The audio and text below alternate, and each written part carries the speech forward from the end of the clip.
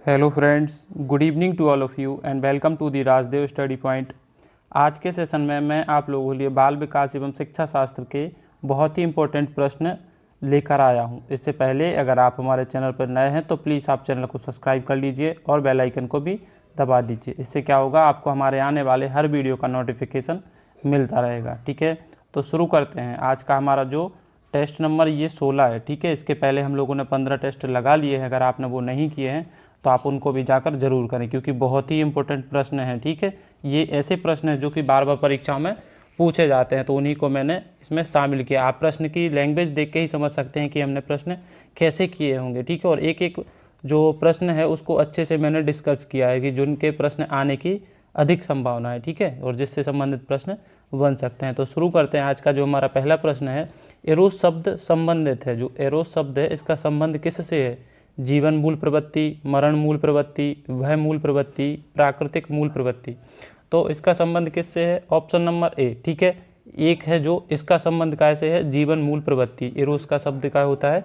जीवन मूल प्रवृत्ति से इसका संबंध है। ये सिगमंड फ्राइड द्वारा जो मूल प्रवृत्ति बताई गई थी, दो मूल प्रवृत्ति बताई थी। कौन कौन सी ने बताई थी? एक जीवन मूल प्रवृत्ति और दूसरी क्या बताई थी? मरण मूल प्रवृत्ति। ठीक है, तो इसको एरोस बोलते हैं जीवन मूल प्रवृत्ति को, और थेनोटोस बोलते हैं मरण मूल प्रवृत्ति को। इनको और अन्य नामों से भी जाना जाता है, जैसे कि जीवन मूल प्रवृत्ति को इसको क्या नाम से जान सकते हैं? जिवीसा बोलते हैं, और इसको जो मरण है इसको मुमूर्षा नाम से भी जाना जा सकता है। तो किसके द्वारा प्रतिपादित किया था? ये थॉर्नडाइक के द्वारा प्रतिपादित किया गया था। ठीक है, अगले प्रश्न पे चलते हैं। हमारा अगला प्रश्न है, प्रभाव का नियम दिया था, बताइए किसने दिया था प्रभाव का नियम? Fowler, Skinner, Watson, Thorndike. तो प्रभाव का नियम किसने दिया था? Option number 4। ठीक है, थॉर्नडाइक ने दिया था प्रभाव का नियम। और कितने दिए थे? ये कौन सा प्रयास एवं त्रुटि का सिद्धांत है उसमें दिए थे कितने? 3 मुख्य नियम दिए थे और 5 गौण नियम दिए थे। ठीक है, मुख्य नियम कौन कौन से? अभ्यास का नियम, तत्परता का नियम और प्रभाव का नियम। ये हो गए इनके मुख्य 3 नियम। उसके बाद में जैसे गौण नियम, गौण नियम इन्होंने 5 बताए थे। कौन कौन से? बहुक्रिया का नियम, मानसिक विन्यास का नियम, आत्मीकरण का नियम, उसके बाद में आंशिक क्रिया का नियम, और लास्ट है जो सहचार का नियम। ठीक है, तो ये इनके 5 कौन से हो गए? गौण नियम। ठीक है, आगे चलते हैं। हमारा जो अगला प्रश्न है कि प्रेक्षेपणात्मक अधिगम संप्रत्य किसके द्वारा दिया गया था? किसने दिया था प्रेक्षेपणात्मक अधिगम संप्रत्य? तो बहुत बार मैं बता चुका हूँ, ये किसके द्वारा दिया गया था? टॉलमैन, बंडोरा, थॉर्नडाइक के, कोहलर। तो ये दिया गया था किसके? बंडोरा के द्वारा प्रतिपादित किया गया था। इसके बहुत से नाम है। जो प्रेक्षेपणात्मक सिद्धांत है ना, इसके बहुत से नाम है। मैंने सभी नामों को इसीलिए बताया क्योंकि कोई भी नाम हमसे दे के पूछ सकते। ठीक है, बंडोरा द्वारा ये दिया गया था। बाकी जैसे ये टॉलमैन है, तो टॉलमैन ने कौन सा सिद्धांत दिया था? आप ये भी जान ले, क्योंकि पूछ सकते हैं हमसे ये भी। तो इनने जो टॉलमैन ने इनने चिन्ह का सिद्धांत दिया, इसको साइन का सिद्धांत भी बोलते हैं। किसके? टॉलमैन के। और थॉर्नडाइक का सभी को पता भी बताया था, प्रयास एवं त्रुटि का सिद्धांत। कोहलर ने कौन है? ये कौन है? अंतर्दृष्टि का सिद्धांत दिया था ये। ठीक है, गेस्टाल्टवाद के जो सहयोगी माने जाते हैं, मतलब मैक्स बर्दिमल लोगों के साथ में इन्होंने काम किया था। ठीक है, आगे चलते हैं। हमारा जो अगला प्रश्न है उसको देखेंगे। हमारा जो अगला प्रश्न है, भारत में अधिकांश कक्षाएं बहुभाषीय होते हैं, इससे शिक्षक द्वारा किस प्रकार में देखा जाना चाहिए? आप जब विद्यालय में जाओगे तो वहाँ पे जो बच्चे आप लोगों को मिलेंगे तो वहाँ पर अपनी अपनी लैंग्वेज लेके आएंगे, तो आप उसको क्या समझेंगे? एक परेशानी समझेंगे, समस्या समझेंगे, या फिर संसाधन समझेंगे कि बाधा समझेंगे? तो उसको क्या समझना है आपको? संसाधन समझना है। ठीक है, ऑप्शन नंबर 3 इसका करेक्ट आंसर हो जाएगा। ठीक है, आगे चलते हैं, अगले प्रश्न को देखेंगे।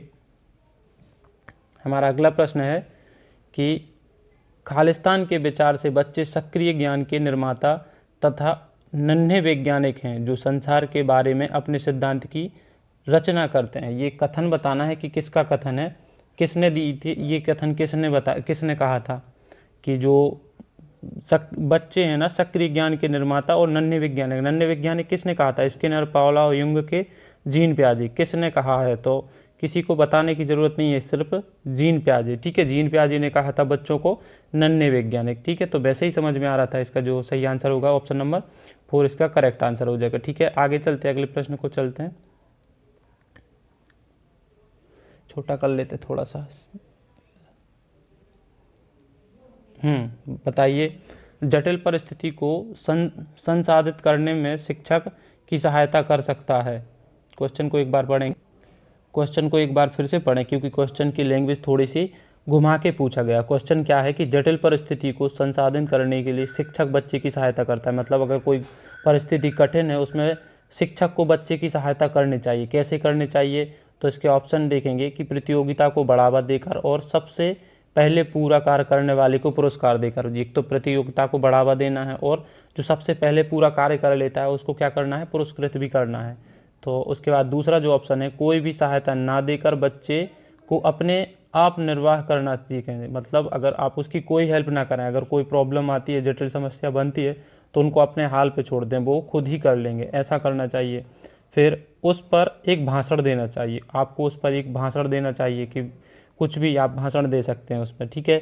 जो अगला ऑप्शन है कि कार्य को छोटे छोटे हिस्सों में बांटकर एक निर्देश लिखना चाहिए। तो इसमें यही अच्छा लग रहा है, इसके आगे तो कोई है नहीं। ये क्या प्रतियोगिता को बढ़ावा देकर जो पहले पूरा कार्य कर रहा है उसको पुरस्कृत करना चाहिए, ये नहीं हो सकता, ठीक है। कुछ लोग ये समझ रहे होंगे, तो ये नहीं होगा, ठीक है।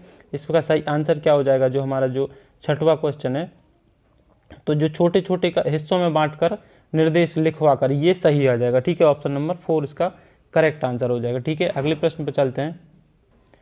हमारा जो अगला प्रश्न है कि जब शिक्षार्थी को समूह में किसी समस्या पर चर्चा का अवसर दिया जाता है तब सीखने का वक्र कैसा होगा? बेहतर होगा, स्थिर रहेगा, अनवरत रहेगा कि समान रहेगा? जब आप शिक्षार्थियों को मतलब अभ्यर्थियों को, बच्चों को समस्या पर कोई चर्चा करने का अवसर देंगे तो कैसा रहेगा अधिगम का पठार? कैसा बन सकता है अधिगम का वक्र? बेहतर ही रहेगा ना, उसमें बहुत अच्छे से सीखें। तो इसका सही आंसर क्या होगा? बेहतर, इसी को सही मानना पड़ेगा, ठीक है। ऑप्शन नंबर ए सही हो जाएगा इसका। अगले प्रश्न पे चलते हैं। कक्षा शिक्षण में पाठ प्रस्तावना सोपान सीखने के किस नियम पर आधारित है? बताइए कौन से नियम पर आधारित होती है पाठ प्रस्तावना? आप लोग बनाई होगी जब आप लोग बीएड डीएड कर रहे होते हैं, तो ठीक है। तो बताना है कि किस सोपान के नियम का आधारित होती है जो पाठ की प्रस्तावना होती है। प्रभाव का नियम, सादृश्यता का नियम, तत्परता का नियम की सहचार्य का नियम। बताइए कौन सा सही आंसर हो जाएगा इसका?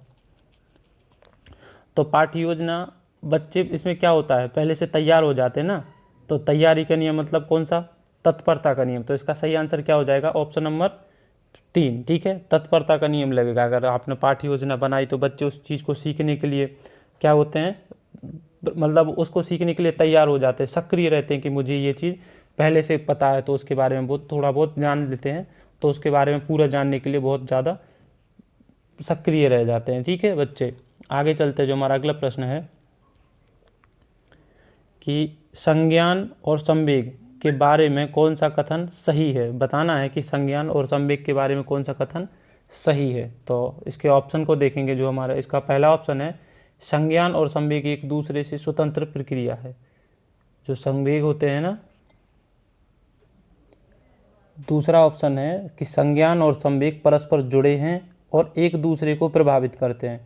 तीसरा है संज्ञान संवेगों को प्रभावित करता है किंतु संवेग संज्ञान को प्रभावित नहीं करता। चौथा है कि संवेग संज्ञान को प्रभावित करता है किंतु संज्ञान संवेग को प्रभावित नहीं करता। तो कौन सा इसमें सही आंसर हो जाएगा कि संज्ञान संवेग को एक दूसरे से स्वतंत्र प्रक्रिया है? ये है क्या? नहीं, ये तो नहीं होगा। दूसरा क्या है? संज्ञान और संवेग परस्पर जुड़े हैं और एक दूसरे को प्रभावित करते हैं, ये इसका सही आंसर हो जाएगा, ठीक है। ऑप्शन नंबर 2 इसका करेक्ट आंसर हो जाएगा क्योंकि दोनों एक दूसरे से जुड़े होते हैं और दोनों ही एक दूसरे को प्रभावित करते हैं, ठीक है। तो इसका सही आंसर क्या हो जाएगा? आगे देखेंगे। जो हमारा अगला क्वेश्चन है, संकेत अधिगम के अंतर्गत सीखा जाता है, क्या सीखा जाता है संकेत अधिगम के अंदर? परस्पर अनुकूलन, मनोवैज्ञानिक, वातावरण की मनोदैहिक। क्वेश्चन को थोड़ा सा बहुत घुमा के पूछा गया। अगर आपने अधिगम को बहुत अच्छे से पढ़ा होगा तो बिल्कुल कुछ भी परेशानी नहीं होगी, लेकिन अगर अधिगम टॉपिक को आपने अगर ठीक से नहीं पढ़ा तो आपको इसमें बहुत ज़्यादा प्रॉब्लम होगी, समझ में नहीं आएगा कि पूछा ही क्या जा रहा है हमसे और क्या पूछा जा रहा है। तो इसका सही आंसर क्या हो जाएगा? इसका सही आंसर क्या हो जाएगा? ऑप्शन नंबर ए, ठीक है। पारस्परिक अनुकूलन का सिद्धांत, इसमें सभी को पता होगा इनका संबंध किससे? पावलोव से। पावलोव ने जो दिया था ना पारस्परिक अनुकूलन का सिद्धांत, ये संकेत अधिगम सिद्धांत है ना, उससे मिलता जुलता है, तो इसी के बारे में पूछा गया है हमसे, ठीक है। तो इसका सही आंसर क्या हो जाएगा? Option number 1। आगे चलते हैं। जो हमारा अगला क्वेश्चन है, प्रश्न जो 11वां है कि लक्ष्य निर्देशित व्यवहार में बाधा आना कहलाता है, क्या कहलाएगा? अगर आपने कोई लक्ष्य बना लिया, उसमें कोई बाधा आ रही तो क्या कहेंगे? संवेग कहेंगे, अभिप्रेरणा कहेंगे, कुंठा कहेंगे कि आक्रमणता कहेंगे? तो इसमें क्या कहेंगे? ऑप्शन नंबर क्या इसका सही क्या हो जाएगा? कुंठा ही होगा ना। ठीक है, अगर आपने कोई पहले से लक्ष्य बना लिया है, उसमें कोई आपको प्रॉब्लम आ रही है, बाधा आ रही है, तो क्या होगा? कुंठा ही होगा ना। इसका सही आंसर क्या हो जाएगा? Option number 3। ठीक है, आगे चलते हैं, अगले प्रश्न को देखते हैं। आवश्यकता का पदानुक्रम सिद्धांत किसके द्वारा प्रतिपादित किया गया था? तो वॉटसन, मैस्लो, कोहलर कि पावलोव, किसके द्वारा किया गया था आवश्यकता पदानुक्रम का सिद्धांत? तो मैस्लो के द्वारा किया गया था। ठीक है, आगे चलते हैं, अगले प्रश्न को देखेंगे। हमारा अगला क्वेश्चन है कि परिवेश की वस्तु जिसे प्राणी प्राप्त करने का प्रयास करता है कही जाती है। क्या कही जाती है? जो परिवेश की वस्तु होती है उसको प्राप्त करने के लिए क्या कहा जाता है? प्रबलन, प्रेरक, उद्दीपक के प्रलोभन। कोई वस्तु आप उसको प्राप्त करेंगे तो वो क्या है? प्रयास कर रहे हैं आप, तो क्या है वो? अपने लिए क्या है?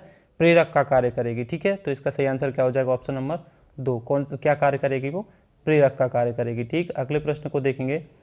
प्याजे के संज्ञानात्मक विकास सिद्धांत में अमूर्त तर्क एवं परिपक्व नैतिक चिंतन किस अवस्था में विशेषता है? क्वेश्चन को एक बार ठीक से पढ़ेंगे, लैंग्वेज इसकी थोड़ी सी अलग है। जो क्या कहा जा रहा है कि प्याजे के संज्ञानात्मक विकास के सिद्धांत में, जो प्याजे ने संज्ञानात्मक विकास का सिद्धांत दिया था, उसमें अमूर्त तर्क एवं परिपक्व नैतिक चिंतन किस अवस्था में होता है? वो अवस्था बताने की, कौन सी अवस्था में अमूर्त चिंतन और परिपक्व नैतिकता का विकास हो जाता है? तो संवेदीगामक, पूर्व संक्रियात्मक अवस्था, औपचारिक अवस्था की मूर्त संक्रियात्मक अवस्था। तो औपचारिक या अमूर्त किस में होता है? औपचारिक अवस्था ही है ना, इसमें सीधा ही सीधा आंसर हो जाएगा ऑप्शन नंबर 3। ठीक है, ये इसका करेक्ट आंसर हो जाएगा। ठीक है, इनका सभी का समय भी पता होगा आपको, जैसे संवेदी पेशीगामक अवस्था है, जन्म से 2 वर्ष है, पूर्व संक्रियात्मक अवस्था है तो इसका समय 2 से 7 वर्ष है, मूर्त संक्रियात्मक अवस्था है तो इसका 7 से उसके बाद 12 तक है, और जो औपचारिक है ये 12 के बाद में है। ठीक है, तो ये जो आपसे पूछा गया था इसमें उसका करेक्ट आंसर क्या हो जाएगा? ऑप्शन नंबर 3 इसका सही आंसर हो जाएगा। ठीक है, आगे चलते हैं, जो अगले प्रश्न को देखेंगे। अधिगम की सफलता का मुख्य आधार माना जाता है। क्या माना जाता है अधिगम की सफलता का मुख्य आधार? दंड व आरोप, पुरस्कार व प्रशंसा, लक्ष्य प्राप्ति की उत्कृष्ट इच्छा, अधिकारी बनने की इच्छा। तो मुख्य आधार क्या माना जाएगा? दंड या पुरस्कार या आरोप लगाएंगे उन पे, पुरस्कार या प्रशंसा करेंगे उनकी। तो इसमें कुछ तो सही है, लेकिन जो सबसे ज़्यादा सही क्या होगा?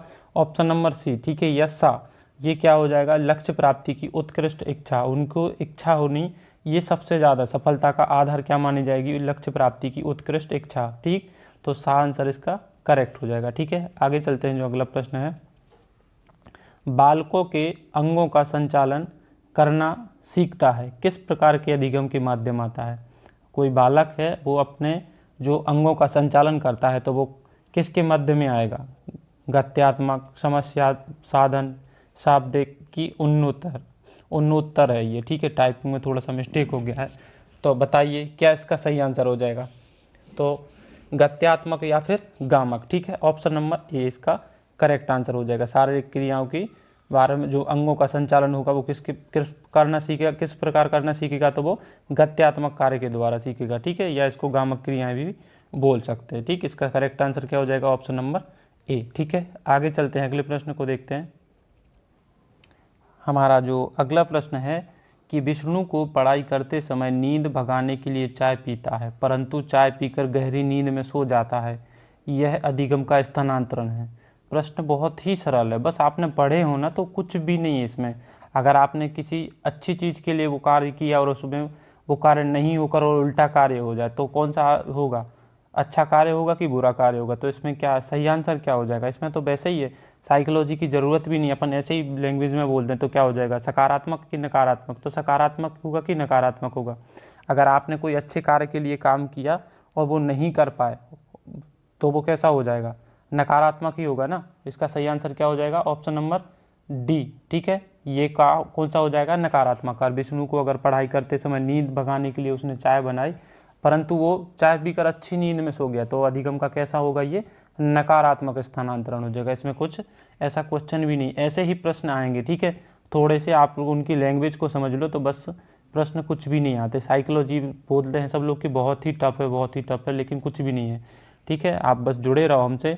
तो आप ये सोचो कि 30 में से 30 ही आएंगे आपके, ठीक। क्रियात्मक अनुसंधान का सिद्धांत किसकी देन है, किसने दिया था क्रियात्मक अनुसंधान का सिद्धांत?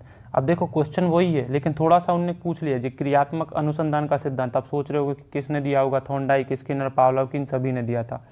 तो क्रिया प्रसूत का अनुबंधन का सिद्धांत है, ये किसके द्वारा दिया गया था? अब बताओ, आप सभी को पता होगा कि किसके द्वारा दिया गया था, स्किनर के द्वारा, ठीक। ऐसे ही हमसे क्वेश्चन घुमा के पूछ लिए जाते हैं और आप लोग कंफ्यूज हो जाते हो। तो क्रिया प्रसूत अनुबंधन का सिद्धांत किसने दिया था?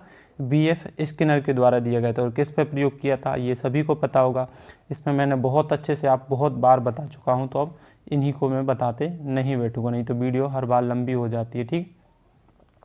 अगला क्वेश्चन है जो हमारा कि गेस्टाल्ट का अर्थ है। गेस्टाल्ट का अर्थ क्या है? व्यवहार के रूप में, परिवर्तन के रूप में, मशीनों के रूप में कि समग्र के रूप में?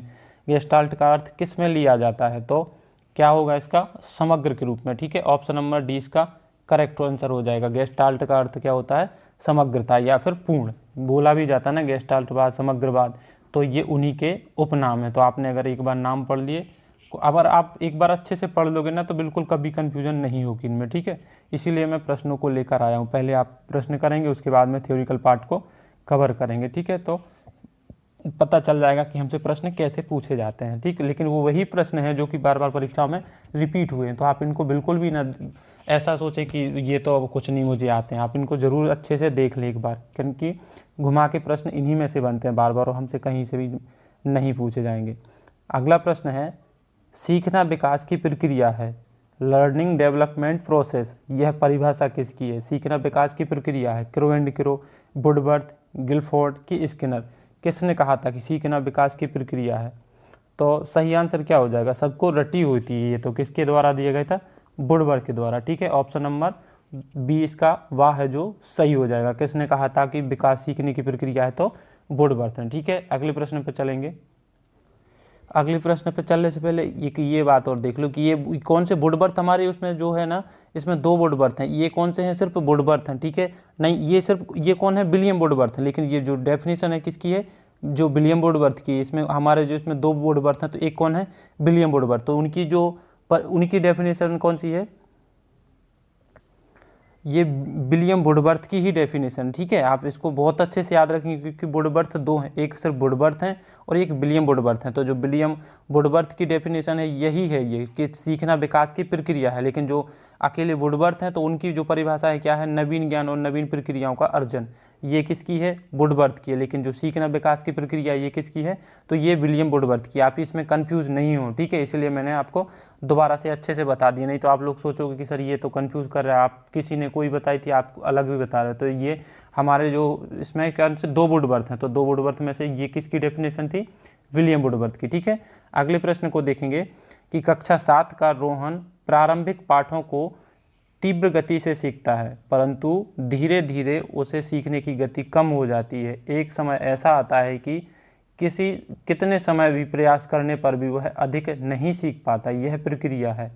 क्वेश्चन कितना बहुत ही अच्छा क्वेश्चन है। आप क्वेश्चन की लंबाई को देख के, बहुत बड़ा देख के आप ये नहीं सोचें कि प्रश्न बहुत बड़ा है तो इसको छोड़ दें। जितने बड़े क्वेश्चन आते हैं बहुत ही ईजी होते हैं। आप इसको एक बार और अच्छे से पढ़ें तो बिल्कुल आप कुछ भी प्रॉब्लम नहीं होगी, आप बिना बताए इसका आंसर दे दोगे, ठीक है।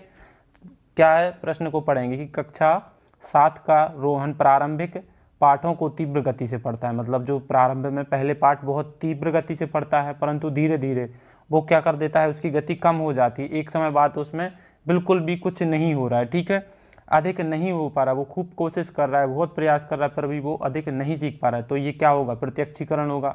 मानसिक विकास हो गया कि अधिगम का पठार बन गया कि अधिगम अवरोध होगा। तो इसका सही आंसर क्या होगा? इसलिए मैंने इसको 2 बार क्वेश्चन को आप लोगों से पढ़वाया। तो क्या होगा? अधिगम का पठार ही बन गया ना उसको। अगर क्या हो गया, बार बार मेहनत करने पे भी नहीं कर पा रहा है, और उसने पहले तो अच्छे से सीख पा रहा था लेकिन अब नहीं कर पा रहा, तो क्या बन गया? बीच में पठार बन गया। तो इसका सही आंसर क्या हो जाएगा? अधिगम का पठार, ठीक है। यही अधिगम का पठार होता है, ठीक है, आपसे जो पूछा गया था प्रश्न में। हमारा अगला प्रश्न है कि पूजा 2 ग्रेड मतलब 2 ग्रेड की तैयारी कर रही है, उसी दौरान उसके रीट का परिणाम आ जाता है तथा वह असफल हो जाती है। वह दुखी होकर तैयारी बंद कर देती है।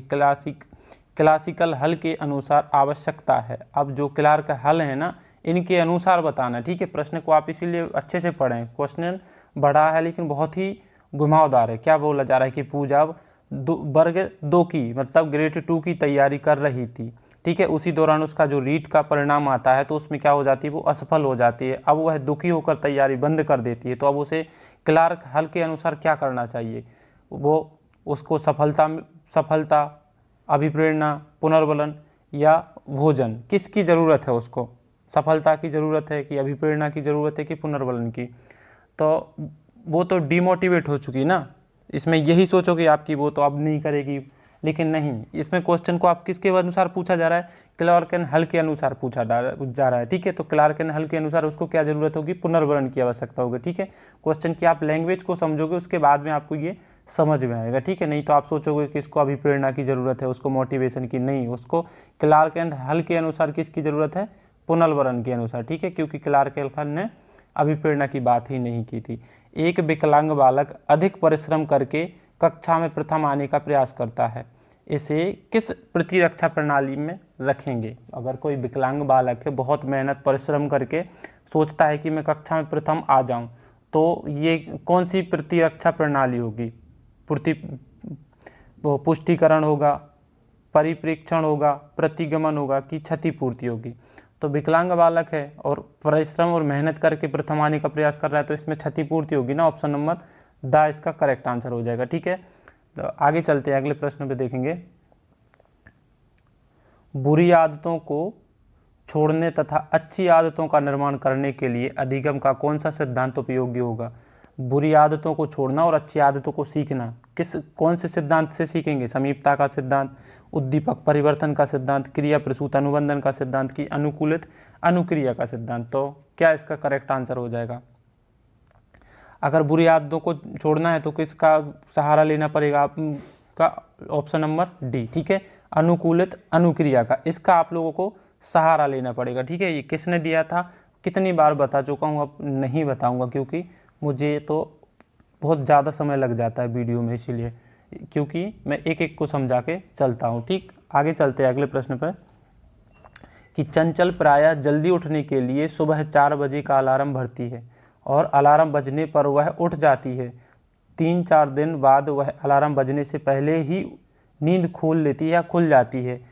तो यहाँ पर अधिगम का कौन सा सिद्धांत हुआ, कौन सा सिद्धांत लगेगा कि अगर मान लो आप सुबह से सोचते हो कि अब चलो रीट की तैयारी करना है, तो सुबह आप जल्दी से अलार्म भर देते हो और 3-4 दिन बार बार प्रयास करने के बाद में मतलब आप अलार्म भर देते हो और उठ जाते हो, पर अलार्म बजता है और आप उठ जाते हो, लेकिन 3-4 दिन बाद क्या होता है कि आप अलार्म बजने से पहले ही उठ जाते हो। तो क्या सिद्धांत लगेगा इसमें, उद्दीपन का, शास्त्रीय अनुबंधन का, वो व्यवस्थित व्यवहार का कि अंतर्दृष्टि का। तो कौन सा सिद्धांत लगेगा, कौन से सिद्धांत में ऐसा हुआ था कि घंटी लार सभी को याद आ गया होगा कि शास्त्रीय अनुबंधन का। ठीक है, घंटी बजने पर लार आती थी। ठीक है, उसके बाद में एक समय ऐसा हुआ, पहले क्या करते थे कि उसको भोजन रखते थे तब वो लार डालता था, लेकिन फिर उसका किससे बन गया था कि वो अपने आप जैसे ही घंटी बजती थी तो लार आना शुरू हो जाती थी। ठीक है, तो किसी को बताना ही नहीं है इसमें। तो इमली का नाम लेने से मुंह में पानी आ जाने के कारण निम्न में से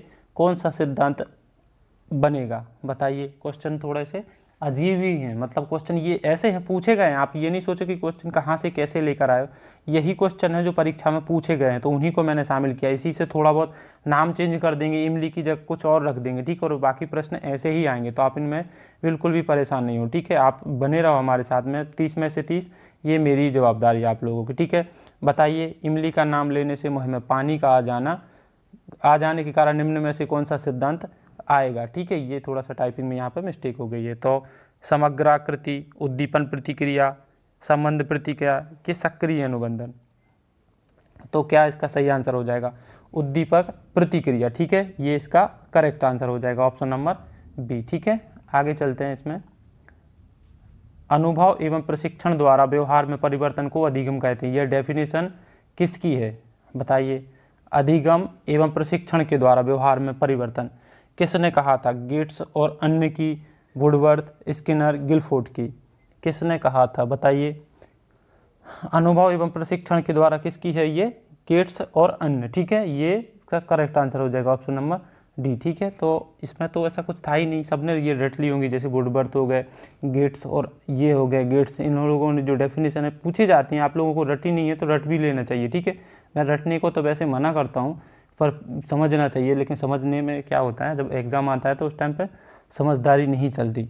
ठीक, क्योंकि डेफिनेशन समझ से नहीं होती, इनको तो क्या होता है, इनको एक एक शब्द पकड़ लो, जैसे इसमें क्या था कि अनुभव एवं प्रशिक्षण, तो इनको पकड़ लो, उसके बाद में क्या आ जाएगा, आपको समझ में आने लगेगा। ठीक है, डेफिनेशन को मैं बहुत अच्छे से पढ़ा चुका हूँ, आपने नहीं देखा तो वो डेफिनेशन वाला वीडियो भी आप जरूर देखें। बाल विकास किस विषय का आधुनिक रूप है, जो बाल विकास है किस विषय का आधुनिक रूप है, दर्शन शास्त्र, बाल मनोविज्ञान, मनोविज्ञान की शिक्षा मनोविज्ञान, तो किसका होगा, बाल विकास, बाल मनोविज्ञान का ही होगा ना, ऑप्शन नंबर 20 का करेक्ट आंसर हो जाएगा। ठीक है, आगे चलेंगे। हमारा आज का जो अंतिम और लास्ट का प्रश्न है, बहुत ही अच्छा प्रश्न है, इसको मैं पूरे अच्छे से एक्सप्लेन कर दे रहा हूँ। ठीक है, नहीं तो आप बोलो आज तो सर आपने बहुत जल्दी कुछ भी एक्सप्लेन नहीं किया, क्योंकि इसलिए नहीं किया क्योंकि वीडियो लंबी हो जाती है। ठीक है, तो रिपब्लिक पुस्तक किसकी है ये बताना है। जो रिपब्लिक पुस्तक है तो किसने लिखी हुई है, अरस्तु, वॉटसन, पियाजे की, प्लेटो। तो ये तो रिपब्लिक तो सभी को पता होगा किसकी है, प्लेटो की। ठीक है, लेकिन और जो अरस्तु है तो अरस्तु की कौन सी है, अरस्तु की पुस्तक बहुत इंपॉर्टेंट हमारे लिए। ठीक है, पॉलिटिक्स है, ये पॉलिटिक्स है जो कि पूछी जा सकती है। ठीक है, उसके बाद कौन है, वॉटसन है, वॉटसन की पुस्तक व्यवहारवाद, इनको व्यवहारवाद के जनक भी बोले जाते हैं, इनकी पुस्तक का नाम भी क्या है, व्यवहारवाद है। ठीक है, उसके बाद कौन बचे हमारे, जीन पियाजे, सभी को देख लेंगे।